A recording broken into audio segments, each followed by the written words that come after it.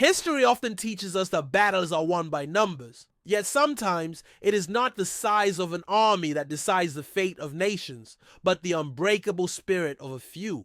In October of 1274, as fierce autumn storms brewed over the Tsushima Strait, a mere 200 samurai stood at the threshold of history, facing a choice few could imagine: to surrender before Kublai Khan's monstrous invasion force of 50,000, or to stand their ground and fight to the death. Across the seas loomed the shadow of the greatest empire the world had ever known. The Mongol Empire, stretching from the icy Pacific shores to the distant valleys of Eastern Europe, had yet to meet an enemy it could not crush. Wherever the Mongol banners flew, kingdoms fell and empires crumbled. Yet here, on a small windswept island off the western shores of Japan, a handful of warriors prepared to defy the inevitable. As the first Mongol warships pierced the horizon, blotting out the rising sun like thunderclouds rolling across the ocean, the defenders of Tsushima Island sharpened their blades and donned their armor. Not out of hope for victory, but out of duty. They understood the truth. They were not fighting for survival. They were fighting for honor for their families, for the soul of their homeland. At their head stood a man whose name would be carved into the stones of legend, the indomitable So Sukekuni. A seasoned leader so gathered his warriors around. Him not as soldiers serving a king, but as brothers bound by loyalty, tradition, and the iron code of Bushido. The samurai knew what awaited them. They had no illusions, and yet none wavered in the stillness before the coming storm. As sea winds tore across the rocky shores, the samurai prepared not only their weapons, but their souls. Each man, following ancient custom, composed a death poem, a few simple lines to honor their final moments on this earth. They accepted their fate with the quiet dignity only true warriors possess. They would either repel the mightiest army ever assembled, or they would become legends. What unfolded over the next 72 hours would become one of the most extraordinary feats of defiance the world has ever known. A battle that would not only shake the foundations of the Mongol Empire, but would forever alter the destiny of East Asia. In the face of annihilation, 200 samurai stood unbroken, and through their courage, a nation found its spirit. By 1274, the Mongol Empire was more than just a kingdom. It was a storm rolling across the world. From his glittering court in Xanadu, Kublai Khan, the grandson of the legendary Genghis Khan, ruled a domain so vast it seemed to swallow continents whole. From the frozen steppes of Siberia to the sun-scorched deserts of Persia, the world bowed to the will of the great Khan. Yet there remained one stubborn jewel gleaming on the eastern horizon, a nation that dared remain free: Japan. Kublai, who had bent the mighty Song dynasty of China and crushed the armies of Korea under his iron fist, found this defiance intolerable, a gap in his map, an insult to his absolute dominion. And so he vowed to erase it. Whispers of the coming storm reached Japan's shores not through royal messengers, but through Korean merchants and fearful travelers. In 1268, news spread of vast shipyards lining the Korean peninsula, where armies of craftsmen labored day and night, building a fleet the world had never seen before. Over 900 ships, enough to swallow the seas themselves. The Mongols were not merely preparing boats, they were forging weapons of annihilation. Their engineers designed flat-bottomed ships that could carry hundreds of warriors, war horses, and their most terrifying innovation: explosive bombs packed with gunpowder and metal shrapnel, a horrifying weapon entirely unknown to the warriors of Japan. To lead this monstrous host, Kublai appointed his trusted general, Liu Fuxiang, a seasoned veteran who had shattered Korea's defenses and commanded the loyalty of Mongol, Korean, and Chinese forces alike. This was no ordinary army. It was a combined force of the world's fiercest fighters: Mongol heavy cavalry, thunderous and merciless; Korean infantry, disciplined and relentless; Chinese siege specialists, masters of destruction. Each brought their deadliest weapons and strategies to the Khan's dream of conquest. And yet, for all his brilliance, for all his endless resources, Kublai Khan made a critical mistake. He saw Japan as a land to be conquered, but he failed to understand the hearts of those who would defend it. In the spring of 1274, the Khan sent his final ultimatum to the imperial court in Kyoto: submit and retain autonomy under Mongol protection, or face total annihilation. The response was a silence colder than steel, a deliberate insult. The die was cast. The clash of empires was inevitable. As the Khan's shadow stretched across the seas, his invasion plans meticulously advanced. He marked Tsushima Island, a small but strategic stepping stone, as the first target to fall. A simple, logical decision. But what Kublai Khan didn't know was that on that rocky, windswept island, the samurai had been preparing not to surrender, but to make history. There, under the leadership of the fearless Sosukekuni, a handful of warriors, bound by blood, honor, and an unbreakable code, braced themselves against a tidal wave of death. They were outnumbered, more than 200 to 1, and yet they had already made their choice. They would stand. They would fight. They would show the world that courage, not numbers, decides the fate of nations. While Mongol children learned to fire arrows from horseback before they could walk, the samurai of Tsushima had been hardened by generations of a different battle. One fought against pirates, raiders, and the merciless storms of the sea. Their enemy was not only men, but the very ocean itself. Their weapon was not just a sword, but a lifetime of discipline and devotion. Each day, long before sunrise, the samurai trained until their muscles screamed for mercy. Under the gray morning skies, they swung their heavy curved katanas again and again, perfecting techniques handed down over centuries. They fought not for coin or kingship, but for honor, for the unbreakable code of Bushido that demanded loyalty, courage, and death before dishonor. As the rumors of Mongol invasion thickened like storm clouds on the horizon, so Sukekuni gathered his warriors at Tsushima's ancient stronghold.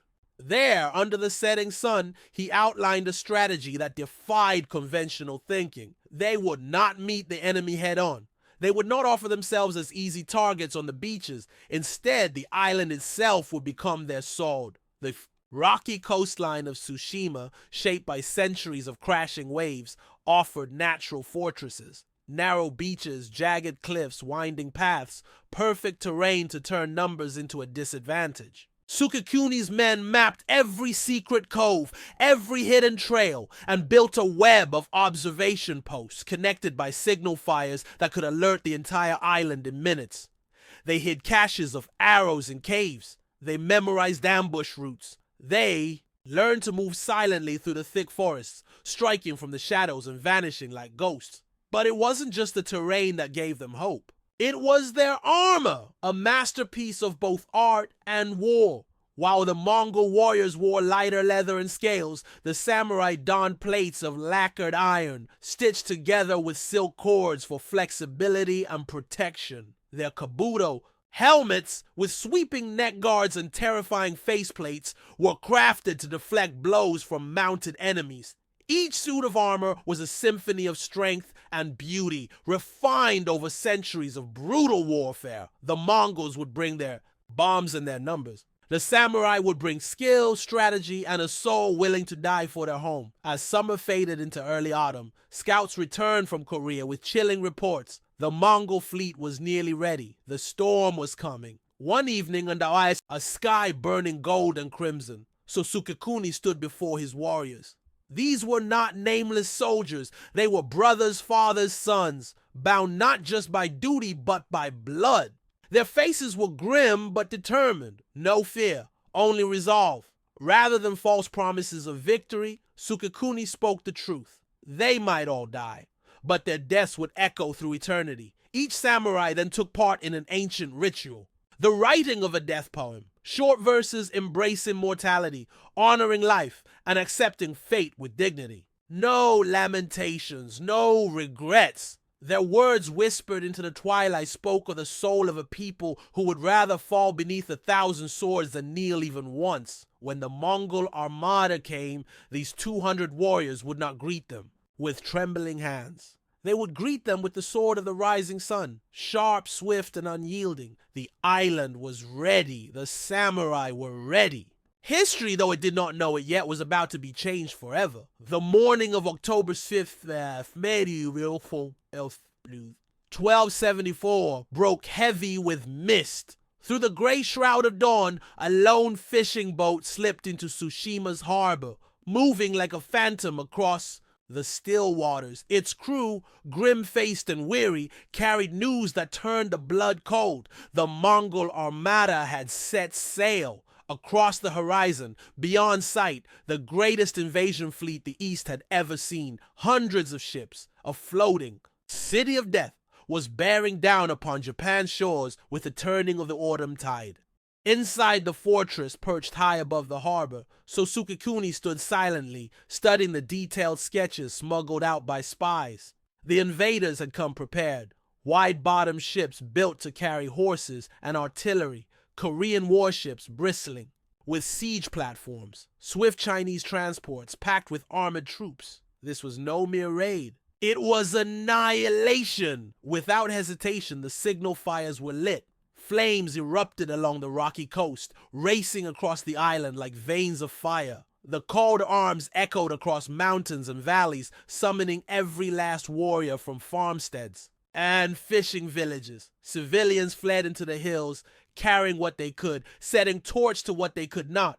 If the Mongols wanted Tsushima, they would inherit only ashes and resistance. In the fortress armory, the samurai moved with quiet precision. They checked their bows, tested their armor, sharpened swords until the edges could split falling hairs. The air grew thick with the scent of burning incense, prayers whispered beneath armored helmets, a final offering to the gods of war.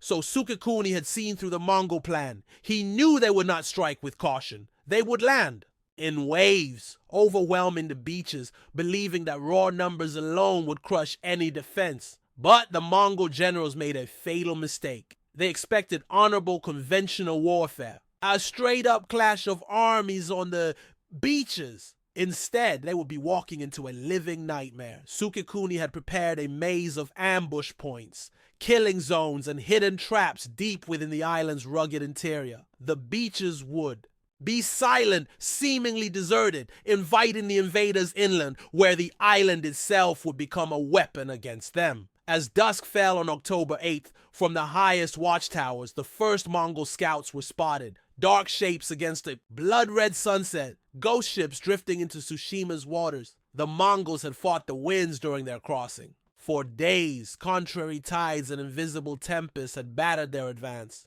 as if nature itself fought to shield Japan.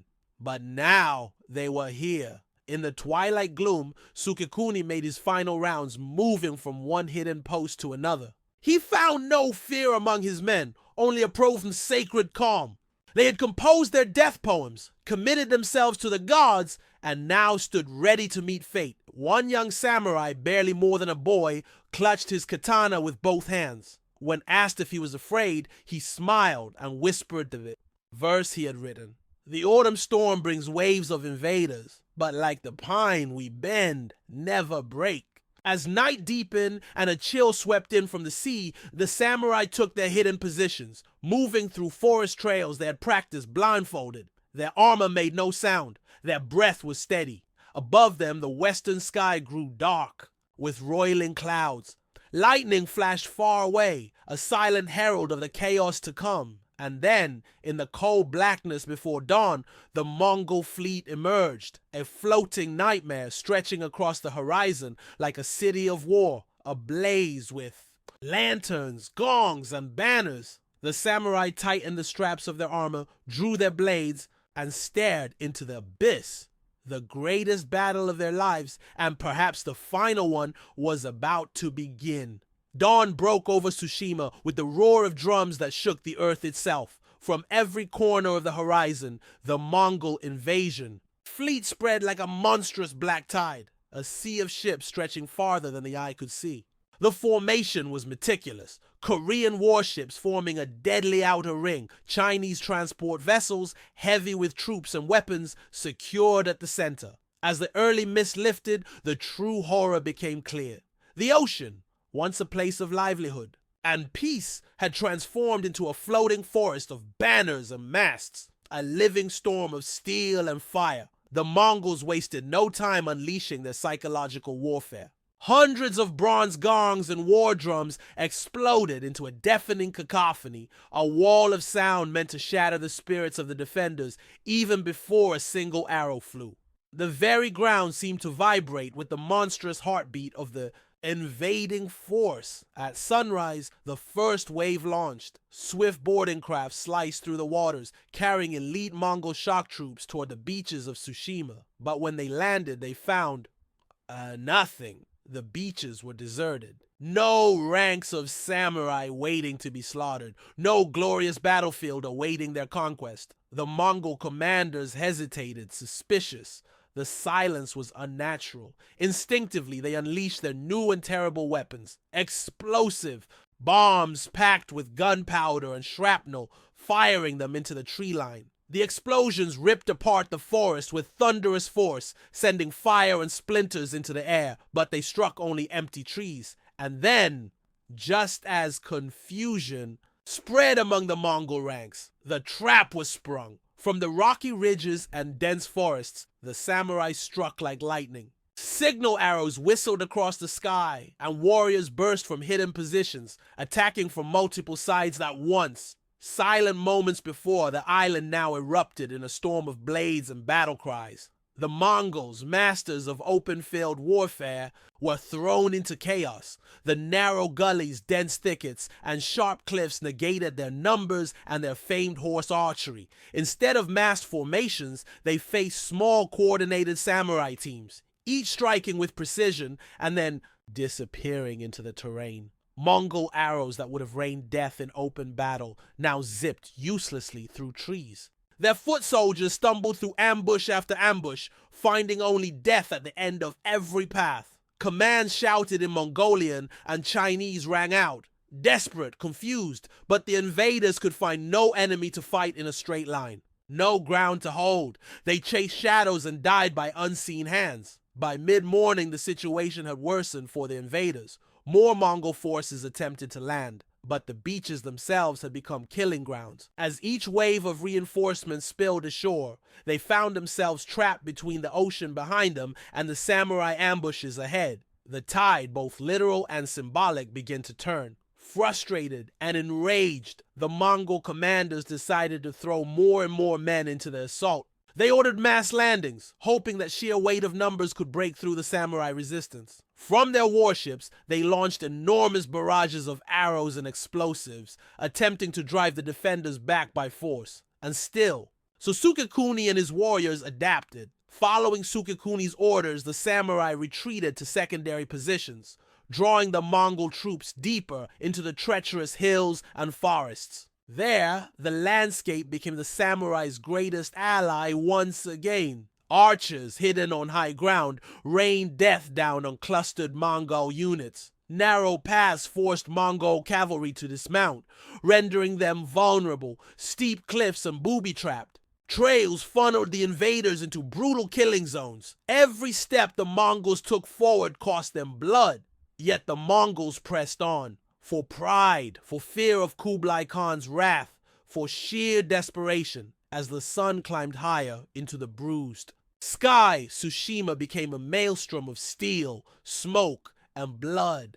And still the samurai did not break. They bent, they bled, but they stood. The battle that had begun with drums and thunder was now a grinding storm of death. A battle where courage, not numbers, decided who lived to see another dawn. And as the day wore on, the samurai of Tsushima, 200 against 50,000, wrote a new chapter of legend with the edge of their blades. By midday, the battle for Tsushima had transformed into a brutal, grinding storm of desperation. The Mongol commanders, furious at their inability to establish a secure beachhead, abandoned their careful strategies.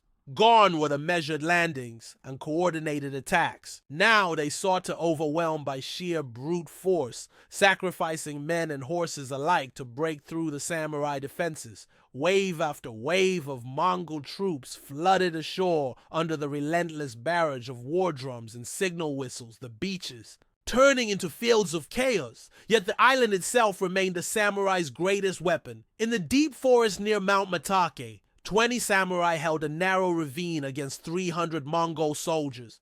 Every tree, every rock had been made into a trap. Hidden pits swallowed charging soldiers. Loosened logs, unleashed from the cliffs above, rolled down like thunder, crushing Mongol units caught in the natural bottleneck. The Mongols, feared conquerors of empires, fell to the simplest weapons of terrain and ingenuity. At the northern beaches, the Mongols finally managed to land their most terrifying force. Heavy cavalry, armored warriors mounted on powerful steeds, the pride of the Khan's army. Their horses, clad in lamellar armor, charged forward, hooves pounding against the sand like a drum of death. It should have been the end for any defenders who stood in their way, but So Sukekuni had foreseen this. His men had spent weeks preparing the beaches, bearing rows of sharpened stakes just beneath the surface, invisible death awaiting any. Charge! When the Mongol cavalry surged forward, the stakes found their mark. Horses shrieked, impaled mid-gallop.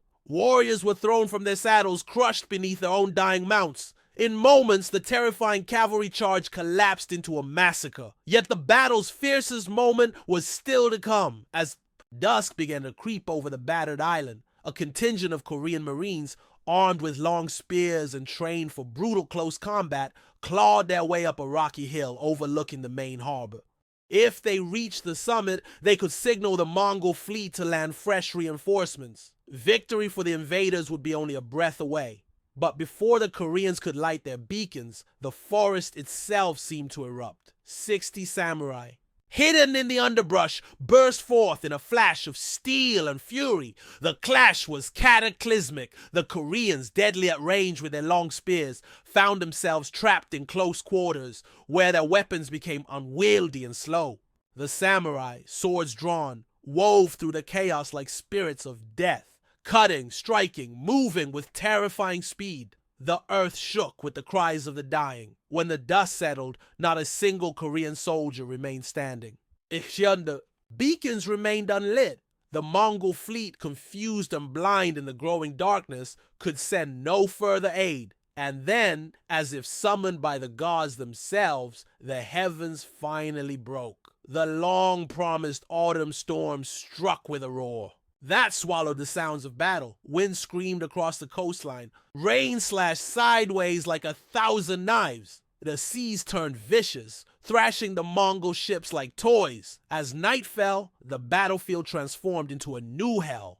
The Mongols, trapped between the fury of nature and the relentless attacks of the samurai, faced devastation on every front. The ground was slick with blood and rain. The ocean, once their ally, now sought to drag them to a watery grave. And amid it all, the samurai of Tsushima, soaked to the bone, exhausted, wounded, still fought with a fire no storm could extinguish. The night would belong to steel and fire, and by morning, the fate of an empire would hang by a thread. As the black curtain of night fell over Tsushima, the battlefield was swallowed by a new enemy, the storm. The autumn tempest, which had growled on the horizon all day, finally broke free with a fury no man could command. Rain lashed the earth in sheets so thick it was like breathing water. Winds howled, tearing sails from ships, snapping masts like twigs, sending waves crashing high against the battered Mongol fleet. The invaders had come prepared for war. They had not come prepared for the rage of the gods. Yet even as nature tore into the Mongols, so Sukekuni seized his boldest moment. Under the cover of the storm, while the Mongol commanders hesitated, debating whether to land more forces or retreat to deeper waters, the samurai prepared one final strike. A daring assault straight into the heart of the enemy fleet. Small boats, piloted by fearless local fishermen who knew every treacherous current and hidden reef, slipped out from the darkened shores. Aboard them, huddled and soaked, were the samurai, blades wrapped in oilcloth, faces grim, spirits unyielding. They moved like phantoms across the raging sea. One by one, they reached the Mongol ships. In the howling wind and stinging rain, samurai clambered up anchor chains, boarded enemy decks and unleashed chaos. They cut anchor lines, setting ships adrift into the maelstrom. They set fires, feeding the storm with the blaze of burning sails. They struck down confused crews whose orders were lost in the roar of wind and thunder. Flames, whipped by the furious gales,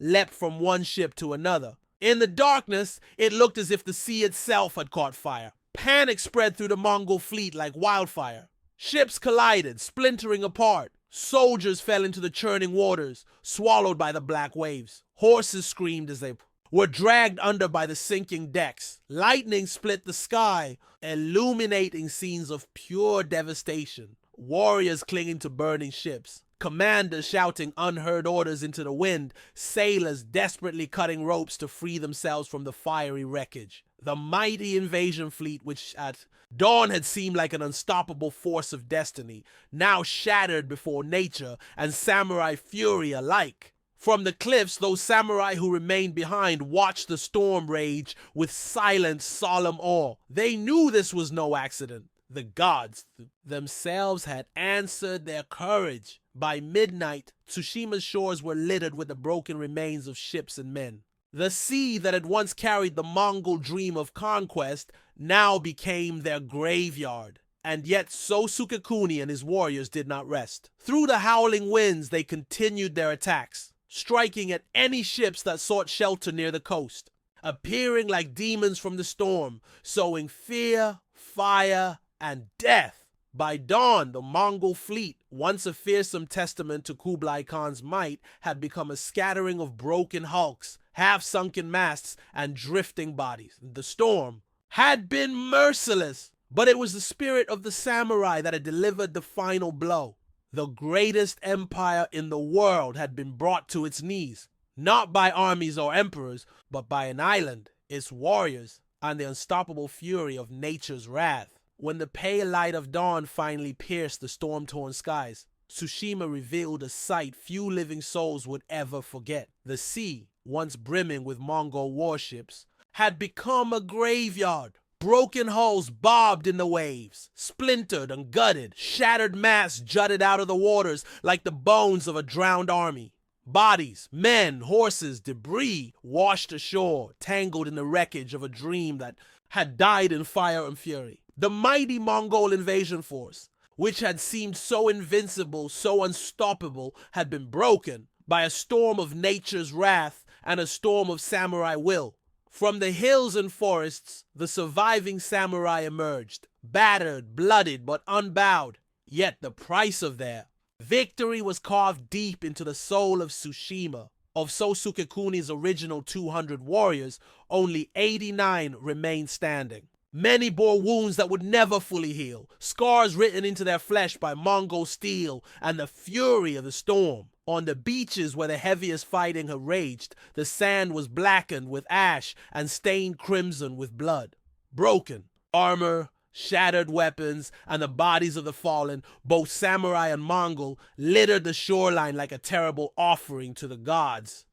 The cost had been staggering, but the impossible had been achieved. The Mongols, who had never known true defeat in their conquest of continents, had been driven back. Their great armada shattered, their pride humbled by an island that refused to kneel. Local fishermen, returning cautiously to their ruined villages, would for generations haul up Mongol relics in their nets. Bronze gongs, battered and silent, shattered. Arrowheads twisted by battle and time. Fragments of Korean spears, rusted and broken. These were the remnants of an empire's broken ambition, scattered like driftwood across Tsushima's shores. Yet even in victory, the samurai did not celebrate with feasts or parades. So Sukekuni ordered his men to lay down their weapons and take up the tools of life, to help the villagers return to their ruined homes, to rebuild the burnt fields and shattered boats, to repair what could be repaired and honor the memory of what was lost.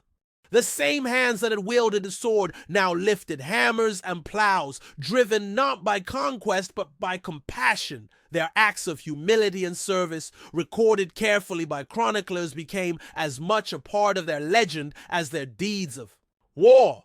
When word of the victory reached Kyoto, the imperial court was stunned. An envoy was dispatched to Tsushima, carrying gifts of honor, silks, gold, sacred scrolls, tributes to the warriors who had saved Japan's doorstep. But the greatest testament to their sacrifice came from an unexpected place. In the official Yuan dynasty records, the disaster at Tsushima was carefully rewritten, described not as a defeat but as a strategic withdrawal due to adverse weather.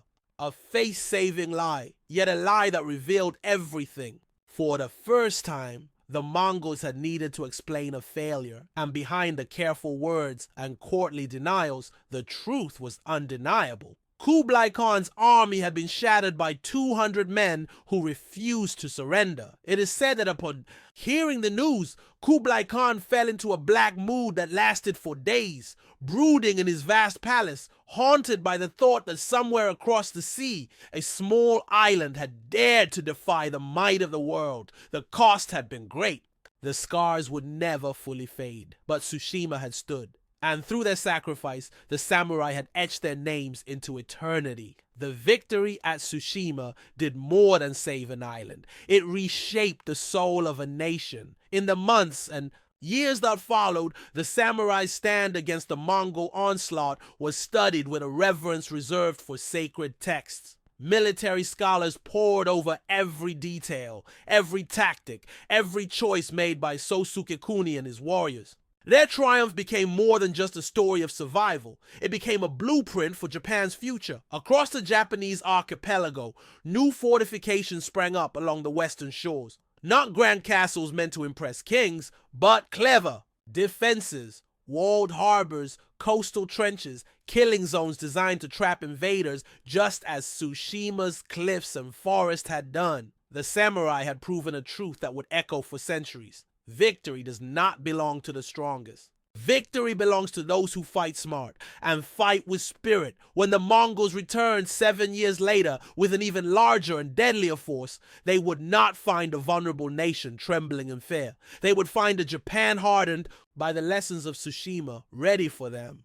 But the ripples of Tsushima spread far beyond the battlefield. In the courts of Kublai Khan, the defeat gnawed at the heart of the empire like a festering wound. The great Khan, who had crushed kingdoms and dynasties under his boots, could not accept that an island defended by a mere handful of warriors had defied him. Obsessed with conquest, Kublai poured enormous resources into preparing for another invasion. He ordered the construction of even larger fleets, the training of new armies, and the drafting of detailed maps of Japan's coastline. He demanded daily updates on shipbuilding, personally inspecting progress, unable to rest, haunted by his unfinished conquest. This obsession would come at a terrible price. The Mongol treasury, already strained by endless wars, began to crack under the weight of Kublai's ambition. Resources that could have sustained his dynasty were bled dry by his dream of revenge. The first crack in the mighty Yuan dynasty had formed, and it began at Tsushima. Meanwhile, across Japan, a new spirit blossomed. Artists and monks, warriors and poets found new purpose in the victory. In Zen temples, painters crafted vast scrolls depicting the battle. Samurai warriors portrayed alongside divine spirits, their swords shining like rays of heavenly light. In literature, the stand at Tsushima was elevated to legend, taught to young samurai alongside ancient classics like Sun Tzu's Art of War.